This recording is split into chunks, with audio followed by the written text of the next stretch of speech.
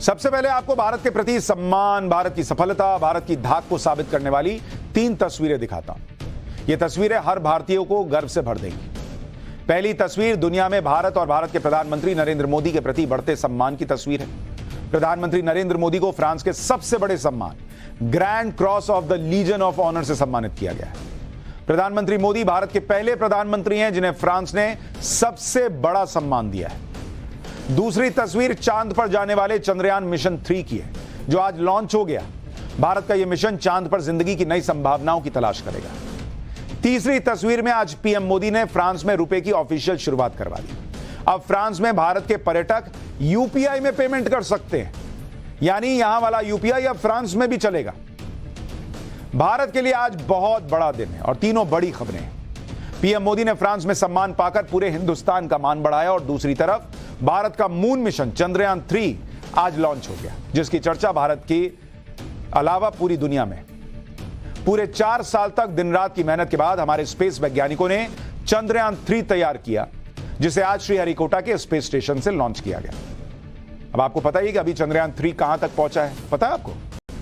यह अभी पृथ्वी से 100 किलोमीटर की ऊंचाई पर ऑर्बिट में घूम रहा, मतलब पृथ्वी के चारों तरफ घूम रहा, और इसे चांद तक पहुंचने में करीब 42 दिन लगेंगे। इस हिसाब से यह 23-24 अगस्त को चांद के साउथ पोल यानी दक्षिण ध्रुव पर लैंड कर लेगा। चांद पर अब तक कोई भी देश दक्षिण ध्रुव पर लैंड नहीं कर पाया है।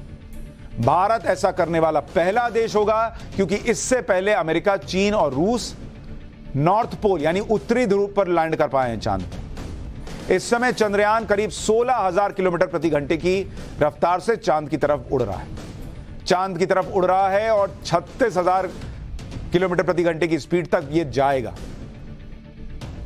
लेकिन कमाल की बात यह है कि जब चंद्रयान 3 साउथ पोल पर लैंड करेगा, तब इसकी स्पीड मात्र 10 किलोमीटर प्रति घंटे की होगी। इसे सॉफ्ट लैंडिंग कहते हैं, मतलब धीरे से जाकर लैंड कर गए। पिछले बार धप से गिर गया था तो सब खत्म हो गया था।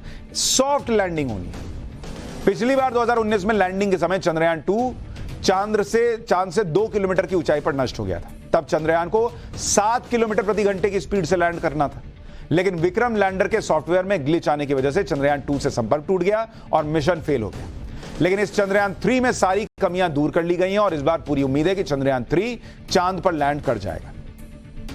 अब आपके मन में भी सवाल हो रहा होगा कि जब चंद्रयान करीब 36,000 किलोमीटर प्रति घंटे की स्पीड से उड़ सकता है, 3,84,000 किलोमीटर दूरी तय करके चांद की यात्रा करने में करीब 10 दिन लगने चाहिए थे, तो यह 42 दिन का टाइम क्यों लग रहा है? इतना समय क्यों लग रहा है? इसके लिए आपको चांद का रूट समझना होगा। जैसे अगर आप ये देखेंगे, जो अभी आप तस्वीर देख रहे थे कि चंद्रयान, ये है पृथ्वी मान लीजिए, और ये है चांद, ठीक है,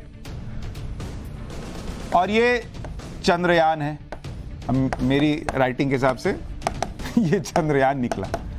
अब पहले क्या करेगा ये चंद्रयान जो है, ये ऐसा नहीं कि यहां से निकला और सीधा गया चांद पे, हेलो चांद में आ गया, ऐसा नहीं।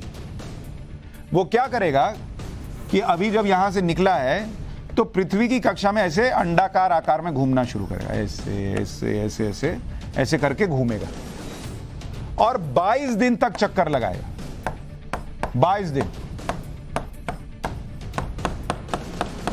क्योंकि अगर आप सोच रहे हैं कि डायरेक्ट यहां से निकला और सीधा चांद पे गया, भैया उतना फ्यूल भी लगता है, उतना फ्यूल लेके कहां जाएगा वो?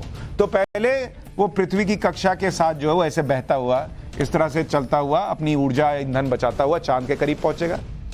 फिर इसको चांद की कक्षा में पहुंचने में 7 दिन लगेंगे और वहां से घूमता घूमता चांद के करीब आएगा। और ये जो साउथ पोल है, साउथ पोल जिस पर अभी तक दुनिया का कोई देश लैंड नहीं हुआ है, वहां पर 7 दिन चक्कर लगाने के बाद चांद की कक्षा में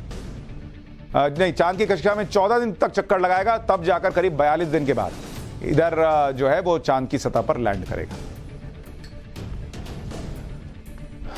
तो ये चंद्रयान की कहानी थी। अब बस ये उम्मीद है कि जिस दिन लैंडिंग होनी है उस दिन अच्छे से हो जाए और भारत इतिहास लिखे।